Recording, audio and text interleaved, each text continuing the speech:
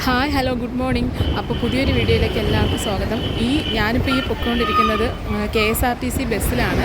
പക്ഷേ റോഡിലല്ല, നമ്മൾ മെഡിക്കൽ കോളേജിലേക്കാണ് പോയിക്കൊണ്ടിരിക്കുന്നത്. കാരണം ഞാൻ വന്നുകൊണ്ടിരുന്ന വണ്ടിയിൽ ഒരാൾക്ക് സുഖമില്ലാതായി.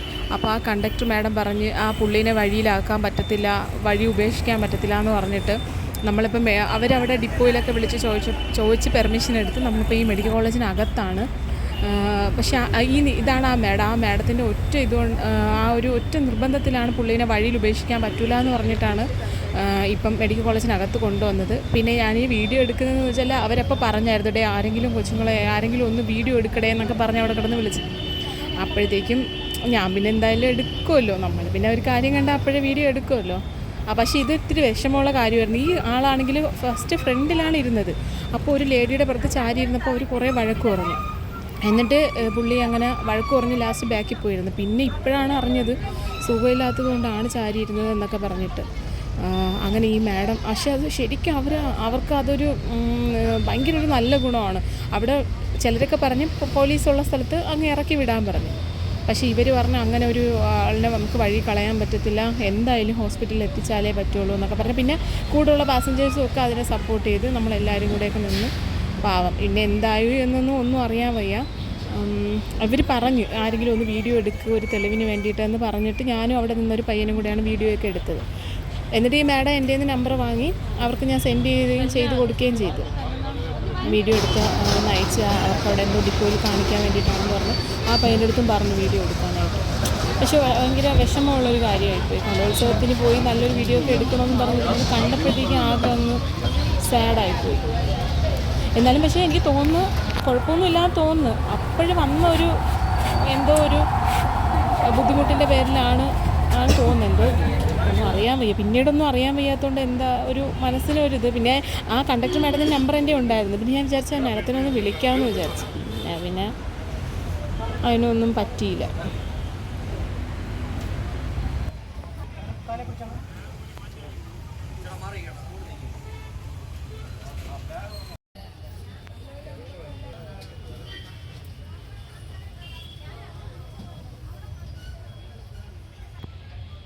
ശരിക്കും എന്നിട്ട് നമ്മൾ കുറേ സമയം ഇവിടെ നിന്ന്, പക്ഷേ ആൾക്ക് എന്ത് പറ്റിയെന്നുള്ളത്, കുറവുണ്ടാ എന്തോന്നാണ് എന്നുള്ളതൊന്നും പിന്നീട് നമുക്കൊന്നും അറിയാൻ പറ്റിയില്ല. ഇവിടെ കൊണ്ടുവന്ന് കാഷ്വാലിറ്റിയിൽ കൊണ്ടുവന്ന് അകത്ത് കൊണ്ടുവന്നാക്കി പിന്നെ നമ്മളങ്ങ് പോവുകയാണ് ചെയ്തത്. പിന്നെ ഒന്നും അറിയണ്ട. പുള്ളി പറഞ്ഞത് ആൾക്ക് ബന്ധുക്കളാരും ഇല്ല എന്നൊക്കെയാണ് പറഞ്ഞത്.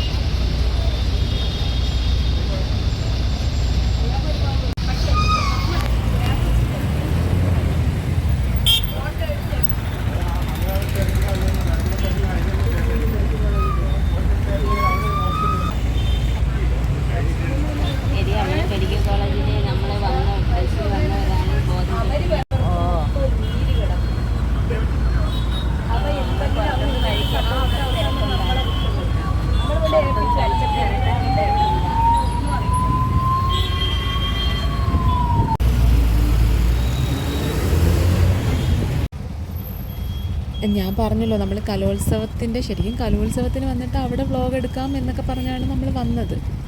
പക്ഷേ ഇതിപ്പം പ്രതീക്ഷിക്കാത്തൊരു സംഭവമായിപ്പോയി. അതിൻ്റെ ഒരു ഷോക്ക് എന്ന് വെച്ചാൽ നമ്മളങ്ങ് പ്രതീക്ഷിക്കാത്തൊരു സംഭവം, ഈ അസുഖം ഒരാൾ ബോധം കെട്ട് വീഴുന്നതെന്നൊക്കെ ആയപ്പോൾ നമ്മളങ്ങ് ഒരു വല്ലാത്ത അങ്ങനെ ഒരു വിഷമത്തിലങ്ങ് ആയിപ്പോയി. പിന്നെ പുള്ളീനെ കൊണ്ടാക്കി ഹോസ്പിറ്റലിൽ എത്തിച്ചല്ലോ എന്നുള്ളൊരു സമാധാനമുണ്ട്. അത് കഴിഞ്ഞ് നമ്മളവിടെ നിന്നൊരു ഓട്ടോയിൽ കയറി ഇപ്പം കലോത്സവം നടക്കുന്ന സ്ഥലത്തെത്തി. അവിടെ ഫുഡ് കഴിക്കാൻ വേണ്ടിയിട്ടിരിക്കുകയാണ്.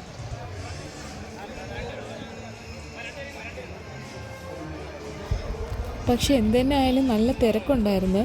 പിന്നെ പഴയിടമാണ് പാചകം. അപ്പം ഇത്രയും ആൾക്കാർക്ക് ഫുഡ് ഉണ്ടാക്കിയെങ്കിലും അത്യാവശ്യം നല്ല ടേസ്റ്റുള്ള ഫുഡൊക്കെ ആയിരുന്നു. പിന്നെ എൻ്റെ കൂടെ വന്നവരൊക്കെ ഇങ്ങോട്ട് പോയെന്നറിയാൻ വയ്യ. എൻ്റെ കൂടെ ഉണ്ടായിരുന്ന ചേച്ചിയൊക്കെ അങ്ങ് അറ്റത്ത് പോയി. കിട്ടിയ സ്ഥലത്തൊക്കെ നമ്മളിരുന്നങ്ങ് അഡ്ജസ്റ്റ് ചെയ്ത് കഴിച്ച്. അത്യാവശ്യം നല്ല ഫുഡായിരുന്നു. പായസമൊക്കെ ഉണ്ടായിരുന്നു. പക്ഷെ നല്ല ചൂടും വെയിലും ഒക്കെ ആയിരുന്നു. എന്നാലും പ്രോഗ്രാം അടിപൊളിയായിരുന്നു.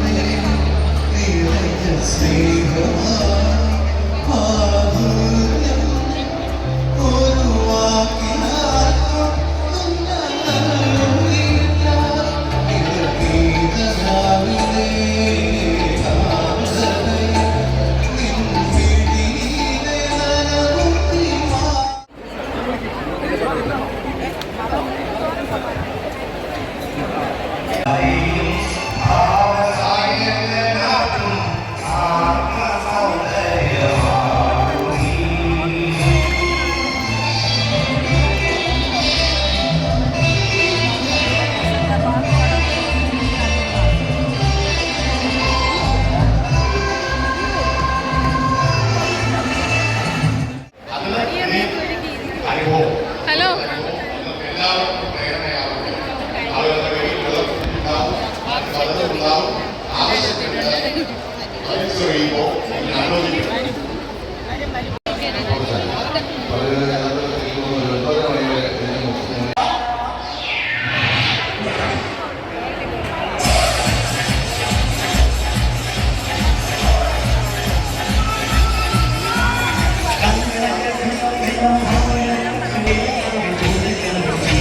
നിങ്ങൾക്ക് ഡാൻസ് കളിക്കാൻ ഒരു അവസരമാണ്, വേണമെങ്കിൽ കളിച്ചോ.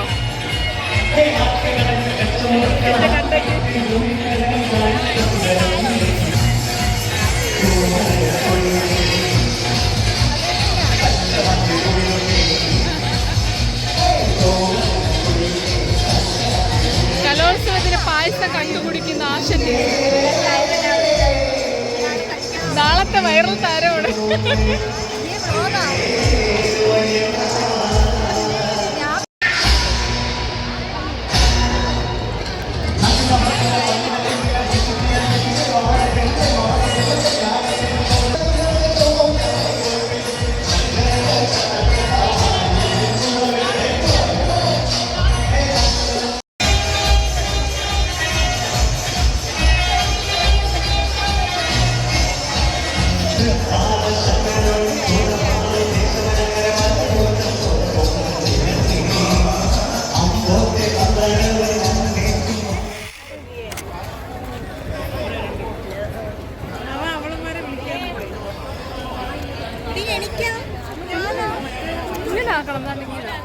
ഇത് രണ്ടും കൂടെ ഞാൻ എങ്ങനെയാണ് ഒരുമിച്ച് കഴിക്കുന്നത്?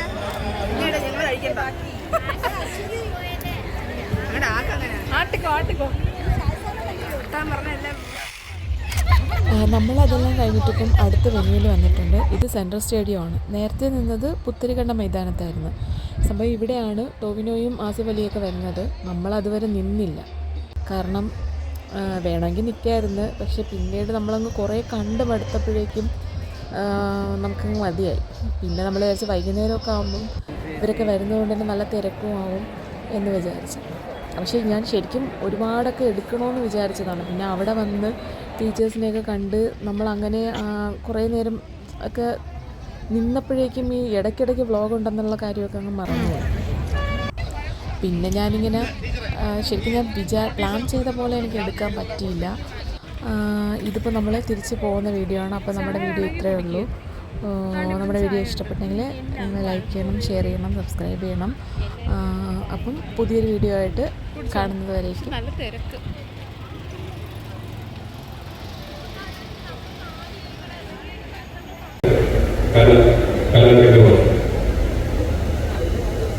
ഇനി ഞാൻ നാട്ടിൽ ചെന്ന് എല്ലാവർക്കും പറയും, അല്ലെങ്കിൽ പുതുതായി പരിചയപ്പെടുന്ന ആൾക്കാർക്ക് പറയും, ഞാൻ സംസ്ഥാന സ്കൂൾ കലോത്സവത്തിലൊക്കെ പങ്കെടുത്തിട്ടുള്ള